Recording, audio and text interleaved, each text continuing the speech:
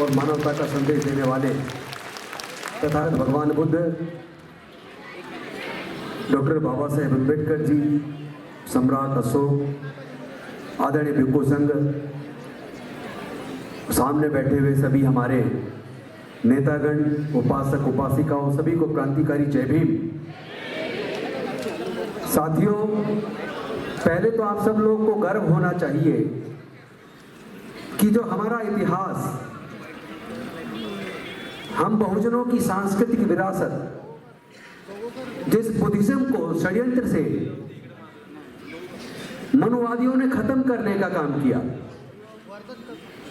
बौद्ध मठ, बौद्ध भिक्षु, शिलालेख सब कुछ खत्म करके बुद्धिज्म को नष्ट करने का काम किया, आज जमीन के सीने से जहां भी खुदाई होती निकल के सामने आ रहा है। लेकिन म्यांमार से ईरान तक जहां भी खुदाई होती है केवल बुद्ध निकलते हैं। कारण यह है कि पूरा अखंड भारत बौद्ध था। इस सच्चाई को कोई कितना ही छुपाना चाहे, छुपा नहीं सकता। सच सच रहता है और झूठ झूठ रहता है। यह बड़े दुख की बात है। कोई दुनिया के अंदर ऐसा एग्जाम्पल नहीं मिलेगा कि किसी की धार्मिक स्थल पर, जिस धर्म का वो धार्मिक स्थल है, कि उसकी मैनेजमेंट कमेटी में उस धर्म से अलग किसी दूसरे धर्म के लोग, किसी चर्च के मैनेजमेंट कमेटी के अंदर ईसाई धर्म से अलग दूसरे धर्म के व्यक्ति नहीं मिल सकते।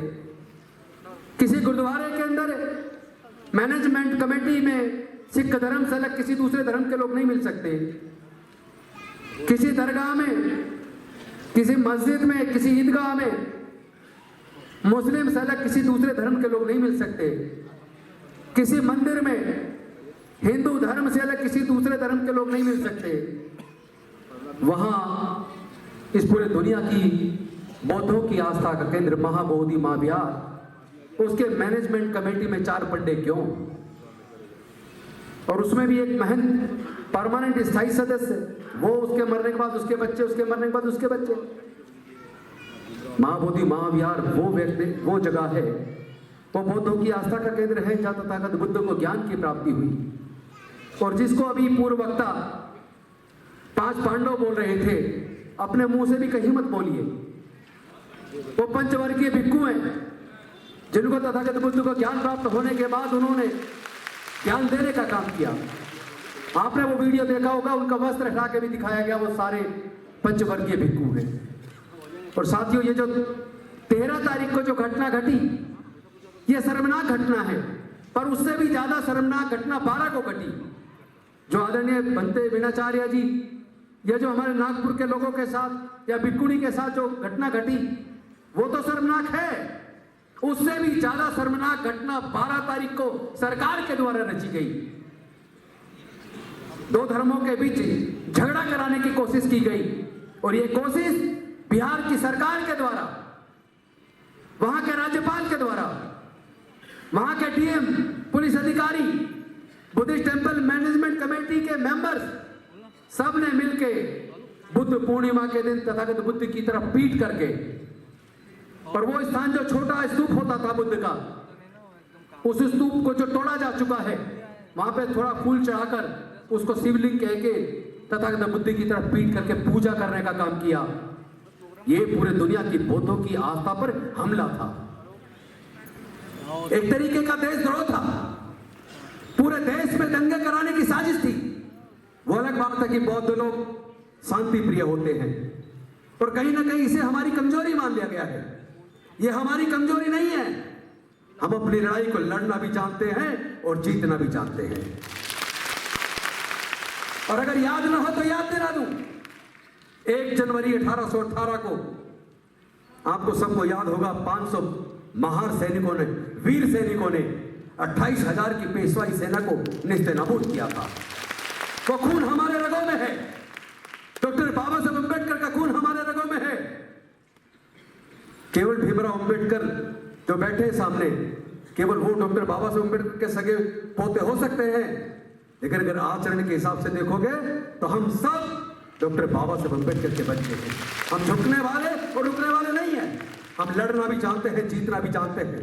हम इस लड़ाई को जीतेंगे, लेकिन इसको एकजुटता के साथ लड़ना होगा। कुछ लोग हमारे ही बीच में आरएसएस, बीजेपी और उनकी केंद्र की सरकार के द्वारा डाले गए हैं, चीवर, यहां तक कि चीवर पहन के, और वो हमारे धम्म के खिलाफ काम कर रहे हैं। ऐसे लोगों को भी आइडेंटिफाई करने की जरूरत नहीं है। उनको आइडेंटिफाई करना होगा, उनको नंगा करना होगा, क्योंकि वो लोग हमारी आस्था है। हम चीवर को देखते नतमस्तक हो जाते हैं, लेकिन कई बार जब आप देखेंगे तो चीवर वाला व्यक्ति आरएसएस का व्यक्ति है, उसका तथागत बुद्ध से कोई लेना देना नहीं है। ऐसे लोगों को भी आइडेंटिफाई करना है। चूंकि बहुत वक्त है, समय कम है, तो मैं ज्यादा लंबा भाषण नहीं दूंगा, लेकिन यह जरूर कहूंगा कि बिहार की सरकार के खिलाफ वहां के राज्यपाल, जिस राज्यपाल ने संविधान के खिलाफ जाकर पूरे बौद्धों की आस्था को ठेस पहुंचाने का काम किया है, दो धर्मों में झगड़ा कराने का काम किया है, उनके खिलाफ मुकदमा दर्ज होना चाहिए। वहां के डीएम के खिलाफ मुकदमा दर्ज होना चाहिए, वहां के पुलिस अधिकारियों के खिलाफ मुकदमा दर्ज होना चाहिए, और वहां भी टीएमसी के मेंबर्स के खिलाफ मुकदमा दर्ज होना चाहिए। दो धर्मों के खिलाफ शांति भंग करने, दंगे कराने की कोशिश का, देशद्रोह का मुकदमा दर्ज होना चाहिए, क्योंकि उन्होंने झगड़ा कराने की कोशिश की है। और ये मैं समझता हूं कि हमारी अपनी संस्थाओं की तरफ से उनके खिलाफ मुकदमा दर्ज कराने की कंप्लेंट दी जानी चाहिए। ज्यादा से ज्यादा योगा पुलिस कोई कार्रवाई नहीं करेगी, लेकिन उसके बाद का रास्ता एक वकील होने के नाते हम जानते हैं कि इस लड़ाई को अंजाम तक कैसे पहुंचाना है। मुकदमा तो दर्ज होगा, आज नहीं तो कल होगा, ऐसे लोगों को सजा मिलेगी। आरिफ मोहम्मद खान जो हमारे राज्यपाल हैं, मैं उनसे कहना चाहता हूं उनके अंदर हिम्मत है तो कभी अयोध्या जाइए, जो साकेत नगरी थी जहां बुद्ध के अवशेष निकले, जहां राम मंदिर बना दिया, वहां जाकर आप नमाज पढ़ के दिखा दो, आप जिंदे नहीं आओगे। लेकिन चूंकि बुद्ध लोग, बौद्ध लोग शांति प्रिय हैं, संविधान में भरोसा रखते हैं, बाबा साहब को मानने वाले हैं, तो आप उनकी आस्था और उनकी शांति और उनके अच्छे आचरण का नाजायज फायदा उठा रहे हो। हम आपको छोड़ने वाले नहीं हैं, आपको जवाब तो देना पड़ेगा। हम इस लड़ाई को लड़ेंगे, महाबोधि महाविहार को मुक्त कराएंगे, लेकिन इसके साथ साथ एक तैयारी और कीजिए। अभी प्रीतम जी से मेरी बात हो रही थी कि कल को बीटीएमसी एक्ट तो रद्द होगा, लेकिन उसके बाद क्या, उसका संचालन कैसे होगा, उसके सदस्य कैसे बनेंगे, बौद्ध धर्म के प्रचार प्रसार में वहां के चढ़ावे का इस्तेमाल हो, बौद्ध साहित्य के सर्जन में वहां उसका इस्तेमाल हो, जो पूरे दुनिया से बौद्ध अनुयायी आते हैं उनके लिए धर्मशालाएं बने, ठहरने की व्यवस्था हो, और उसमें मेंबर बनने का भी कोई ना कोई क्राइटेरिया हो।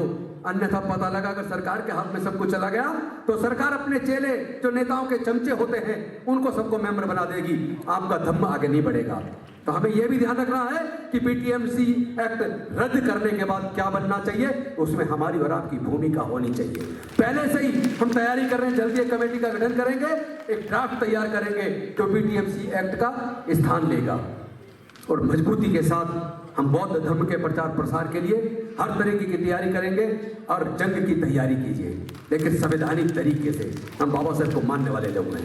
बहुत बहुत धन्यवाद, शुक्रिया। जय भीम, जय भारत, जय संविधान, जोहार, जय जय।